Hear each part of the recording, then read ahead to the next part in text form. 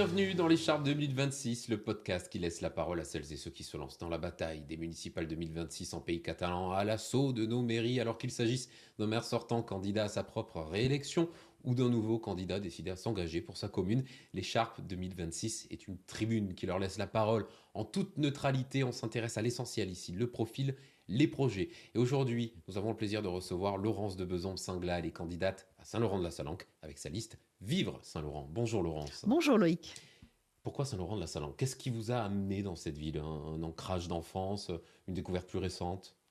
Ah, vous savez, Saint-Laurent-de-la-Salanque, c'est une vieille histoire. Je grandis à Perpignan, mais Saint-Laurent-de-la-Salanque, c'est l'histoire d'une amitié sur les bancs du collège, d'une amitié laurentine, et avec le plaisir chaque année de partager les fêtes de la Saint-Laurent. C'est ma première rencontre avec Saint-Laurent qui m'avait à l'époque beaucoup touchée parce que ce sont des familles qui vivaient ensemble, hein, ce moment qui rassemblait tout un village et qui pour certaines vivaient ça ensemble depuis plusieurs générations. Et puis tout au long de mon adolescence, Saint-Laurent est revenu par ma grand-mère qui était très gourmande et qui m'embarquait dans ses escapades culinaires. C'était le gâteau Le Lydia à la boulangerie Rosate ou bien la délicieuse table du restaurant Le Commerce, tenu à l'époque par Monsieur Ciré, qui était l'une des plus jolies tables gastronomiques de notre département.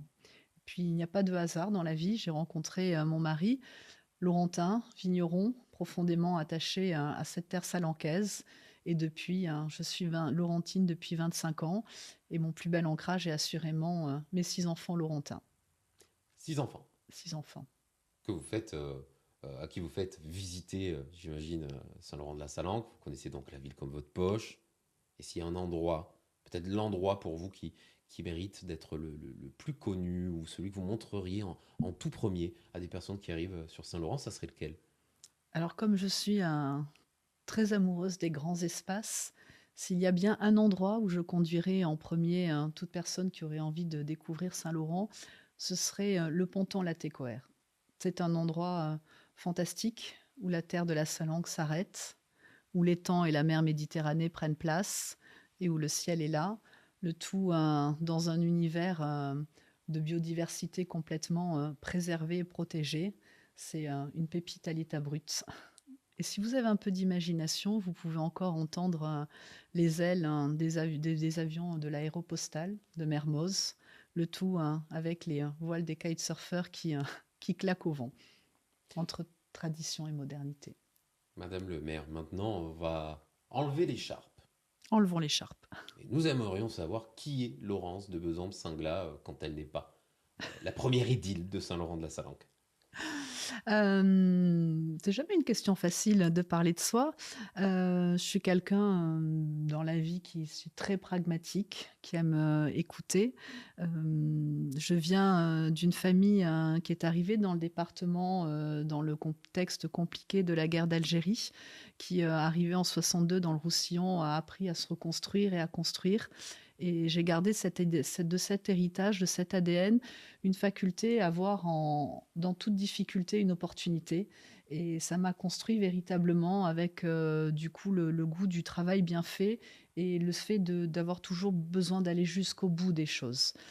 Et au quotidien, qui je suis, qu'est-ce que j'aime? J'ai une passion immodérée pour les vins du Roussillon. J'ai une grande passion pour la lecture et le plaisir des mots et des phrases. Et puis quand je ne lis pas, j'écoute la musique. J'ai des goûts très hétéroclites. Je suis une fan inconditionnelle de Michel Sardou, pour tout vous dire, Loïc. Mais aussi Étienne Dao, que je n'ai pas vu pas moins de 4 fois en concert.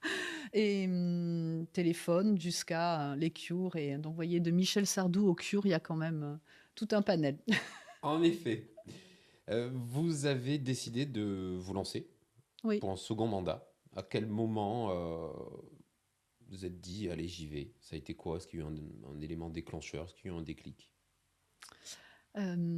J'ai toujours été engagée dans la vie citoyenne. Au collège, j'étais déléguée de classe, au lycée également. Quand j'étais à la fac, je participais au conseil d'administration de la faculté de droit de Perpignan. Ce goût pour la chose publique et l'intérêt public, c'est quelque chose qui m'a toujours animée, toujours passionnée.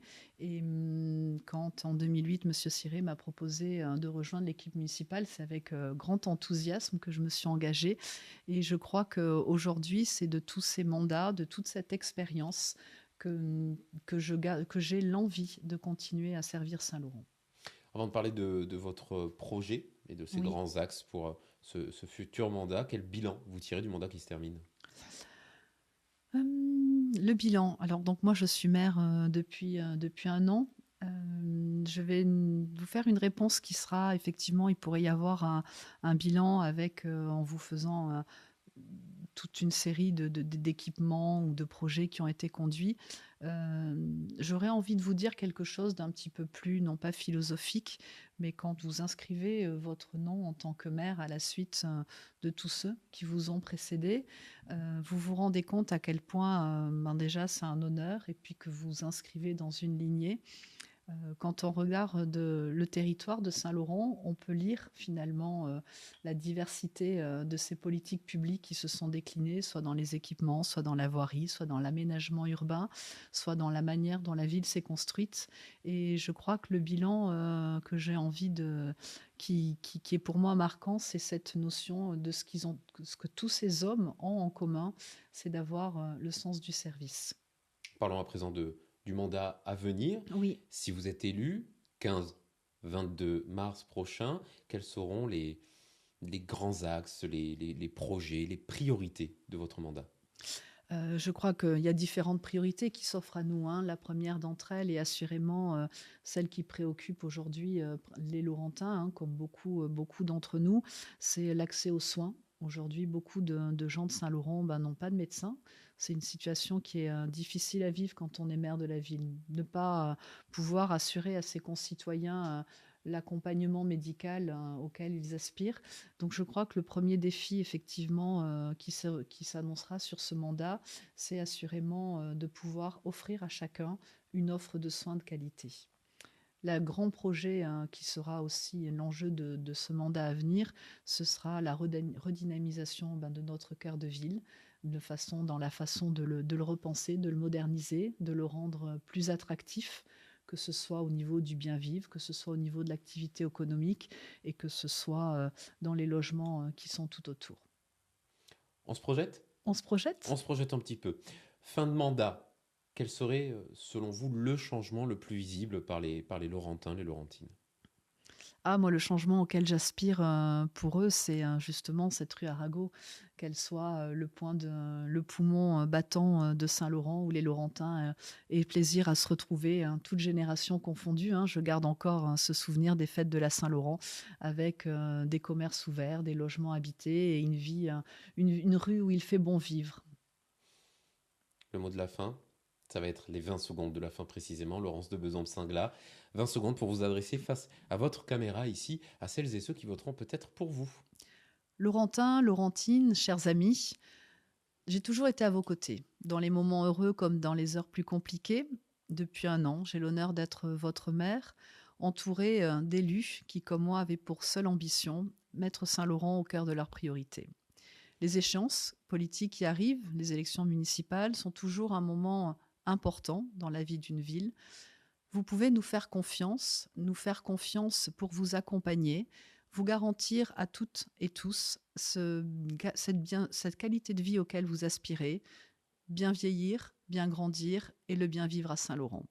Avec mon équipe, Vivre Saint-Laurent, je serai entourée d'hommes et de femmes, d'horizons divers, d'expériences variées, mais ayant tous en commun l'envie de vous accompagner. Vous pouvez nous faire confiance. Merci beaucoup, Laurence. Merci Loïc. Et si vous aussi vous souhaitez vous exprimer sur ce siège, prendre la parole, n'hésitez pas à nous contacter ici.